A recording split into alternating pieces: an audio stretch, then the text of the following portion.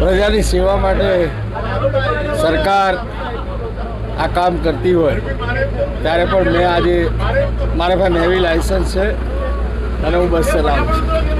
સાંસદશ્રી, લોકોને શું મેસેજ આપવા માંગીએ છીએ આપણે? આ પ્રથમ જે બસ શરૂ થઈ છે મહાનગરપાલિકાની, લોકો વધુમાં વધુ પબ્લિક ટ્રાન્સપોર્ટનો ઉપયોગ કરે અને પર્યાવરણની બચત થાય, પેટ્રોલ ડીઝલની બચત થાય, પાર્કિંગના પ્રશ્નો છે એ પણ હલ થાય અને મહેસાણા શહેર એ મહેસાણા મહાનગરપાલિકા એ માન્ય મોદીજી અને માન્ય નરેન્દ્રભાઈની નેતૃત્વમાં ખૂબ આગળ વધે, વિકાસ કરે એ પ્રમાણેનો પ્રયત્ન છે। તો આ જે મહેસાણા મહાનગરપાલિકા દ્વારા આજથી સિટી બસ સેવા શરૂ કરવામાં આવી છે અને 18 જેટલી બસ દ્વારા મહેસાણા શહેરમાં એટલે મહાનગરપાલિકામાં ભળેલા તમામ વિસ્તારમાં સિટી બસ સેવા મળવાની છે। કમિશનર દ્વારા જે જાહેરાત કરવામાં આવી છે તે મુજબ દર 15 મિનિટે બસ સેવા લોકોને મળશે અને લોકોને વધુમાં વધુ આ સેવાનો અનુરોધ કરવામાં આવ્યો છે।